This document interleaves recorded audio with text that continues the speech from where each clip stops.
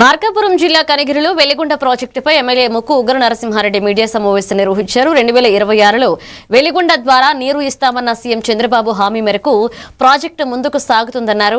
2 నెలల్లో 6,206 కుటుంబాలకు 768 కోట్ల పరిహారం అందించినట్లుగా తెలిపారు. శ్రీశైలం నుంచి 10.7 టీఎంసీల నీరు వెలిగొండకు వస్తుందని, ప్రాజెక్టు మొదటి దశ పూర్తి కావడంతో మార్కాపురం, కడప, నెల్లూరు జిల్లాల సస్యశ్యామలం అవుతాయని చెప్పారు.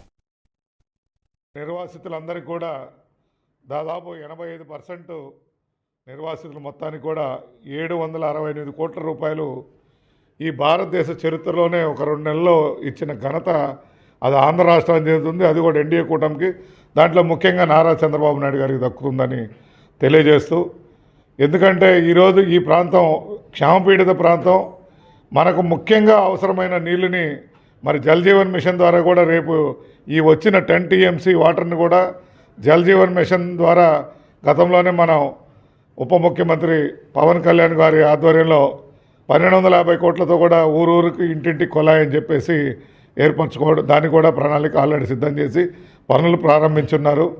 ఈ చేసే పనిలో భగవంతుడి సంకల్పం కూడా ఉందంటే, ఇప్పుడున్న ఎలాంటి క్షామపీడిత పరిస్థితుల్లో మరి ఈరోజు శ్రీశైలం రిజర్వాయర్ నుండి మనకు అవసరమైన డెడ్ స్టోరేజ్ ఏదైతే 10.7 టీఎంసీ ఉందో ఆ వాటర్ని మనం శ్రీశైలం రిజర్వాయర్ ద్వారా నల్లమల సాగర్ తెచ్చుకోవడం జరుగుతూ ఉందంటే అది భగవంతుడి సంకల్పం.